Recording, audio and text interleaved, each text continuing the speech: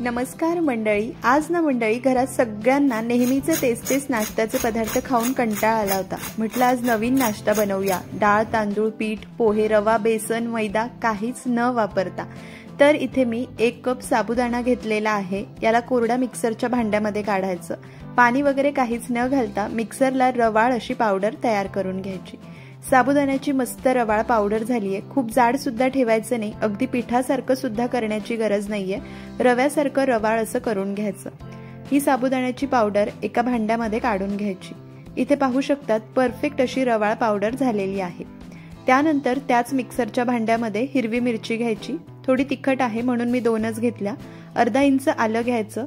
पाणी न घालता जाडसर भरड करून घ्यायची। छान अशी मिरचीची भरड सुद्धा करून घेतली। त्यानंतर या साबुदाण्याच्या पावडरमध्ये मिरची आणि आल्याची भरड काढून घ्यायची आहे। हवं तर तुम्ही ठेचून घेतलं तरीही चालेल। पाव चमचा साखर घालायची आणि चवीनुसार मीठ घालायचं आहे। हे संपूर्ण साहित्य एकदा मिसळून घ्यायचं आणि परत मिनिटभर आपण याला बाजूला ठेवूया। त्यानंतर एक मोठ्या आकाराचा बटाटा, त्याचे मी साल काढून घेतलेले आहे। हा बटाटा किसून घ्यायचा। कच्चाच बटाटा आहे, उकडलेला बटाटा वापरायचा नाही। मोठा बटाटा नसेल, अगदी लहान असेल तर 2 बटाटे घेतले तरीही चालेल। बटाटा आधीच साल काढून स्वच्छ धुवून पुसून घ्यायचा। किसल्यानंतर आपल्याला याला धुवून घ्यायचा नाहीये। संपूर्ण बटाटा किसून झाला, लगेच हा बटाटा किसल्या साबुदाण्याच्या पावडरमध्ये घालायचा। अजिबात लाल वगैरे पडत नाही, कारण किसून आपण लगेच यामध्ये घालतोय। आता व्यवस्थित एकजीव करून घ्यायचं। चमच्याने व्यवस्थित एकजीव होत नाही, म्हणून स्वच्छ हातानेच आपण एकजीव करून घेऊया, म्हणजे किती मॉइश्चर आहे याचा सुद्धा आपल्याला अंदाज येतो। पाणी आपल्याला यामध्ये घालायचं आहे। तत्पूर्वी बटाट्याच्याच मॉइश्चरमध्ये आपण व्यवस्थित असं चुरून एकजीव करून घेऊया। तर इथे पाहिलं मी छान असं एकजीव करून घेतलं। बऱ्यापैकी हे ओलसर झालेलं आहे, पण अजून पाण्याची गरज आहे।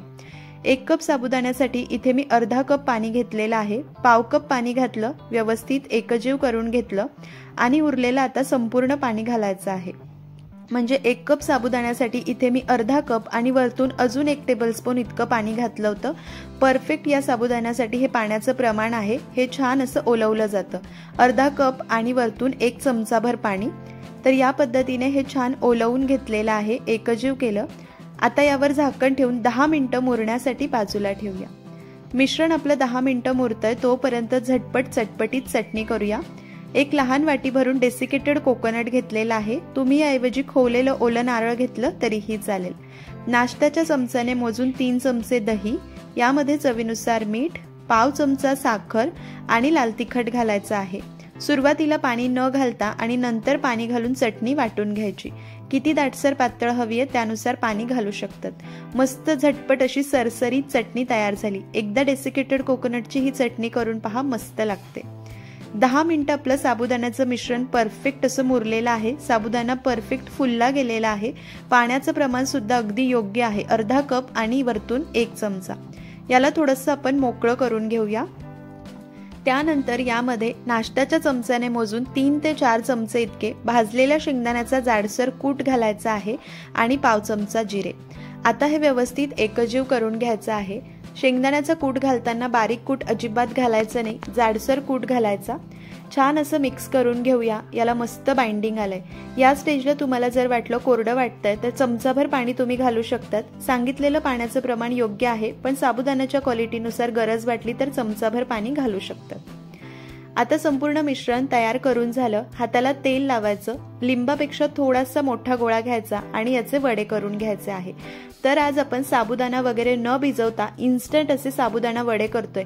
अगदी वरतून कुरकुरीत होतात, आतून पोकळ होतात। खूप जाड करायचे नाही आणि खूप मोठे नाही, अगदी लहान आणि मध्यम जाडीचे वडे करायचे आहे। तर अतिशय परफेक्ट हे वडे होतात, चवीला मस्त लागतात। अजिबात एक्स्ट्रा तेल शोषून घेत नाही, तेलकट होत नाही। वडे केले म्हणजे झालं असं नाहीये। वडे तळताना काही गोष्टींची काळजी घ्यायची। वडा फुटू नये म्हणून काय काळजी घ्यायची ते सगळं मी तुम्हाला पुढे सांगते। आधी वडे तयार करून घेते। इतक्या मिश्रणामध्ये ना 10 मोठे आणि 1 लहान म्हणजे 11 वडे तयार झाले होते। वडे करून झालेले आहे, तळून घेऊया। तळण्यासाठी तेल चांगलं गरम केलेलं आहे। 1 गोळा घालून पाहायचा, भरभर बबल्स आले आणि पटकन वरती आला, पण करपला नाही, म्हणजे तेल परफेक्ट गरम आहे।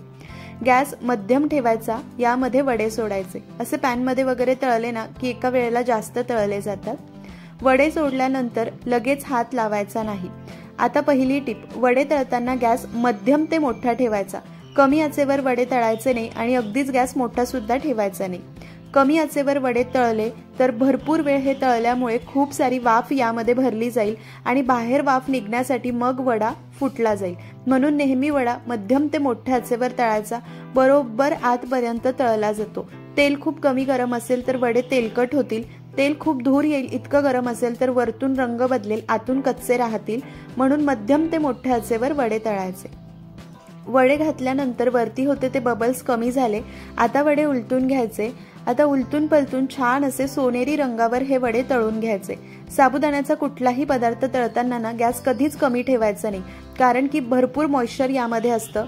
जसं जसं तळलं जातं यामध्ये वाफ भरली जाते आणि जास्तीची वाफ झाल्यानंतर ती बाहेर येण्यासाठी वडा फुटतो। म्हणून नेहमी साबुदाण्याचे पदार्थ तळताना मध्यम ते मोठ्या आचेवर पटकन तळून काढून घ्यायचे। तरीही साबुदाण्याचे वडे तळताना थोडंसं लांबच उभं राहायचं। तुम्ही पाहू शकतात मी नेहमीपेक्षा लांब उभी आहे। आपला एक सुद्धा वडा फुटला नव्हता। तुम्ही जर परफेक्ट गरम तेलामध्ये मध्यम ते मोठ्या आचेवर वडे तळले तर तुमचे वडे आतपर्यंत शिजतील, अजिबात फुटणार नाही आणि मस्त पुरीसारखे टम्म फुगतील। पाहू शकतात उलटून पलटून दोन्हीही बाजूने मस्त सोनेरी रंगावर हे वडे मी तळून घेतलेले आहे। दिसायला किती सुंदर दिसताय, आवाजाने तुम्हाला मी पुढे ऐकवेलच। वडे तळून झाले, यापेक्षा जास्त लाल करत बसायचे नाही, नाहीतर मग वडा फुटला जाईल। पटकन वडे आपण काढून घेऊया। टिश्यू पेपरवर किंवा एखाद्या जाळीवर काढायचे। अजिबात एक्स्ट्रा तेल वगैरे हे शोषून घेत नाही। पुढची बॅच सुद्धा याच पद्धतीने तळून घेते। पुढची बॅच तळायला घालताना तेल चांगलं खूप गरम आहे, म्हणून गॅस सुरुवातीला कमी ठेवलाय। हाताने भीती वाटत असेल तर असे झाऱ्यावर ठेवून सुद्धा तुम्ही वडे तेलामध्ये सोडू शकतात। वडे सोडल्या सोडल्या लगेच गॅस मध्यम ते मोठा करायचा आणि वडे तळून घ्यायचे आहे।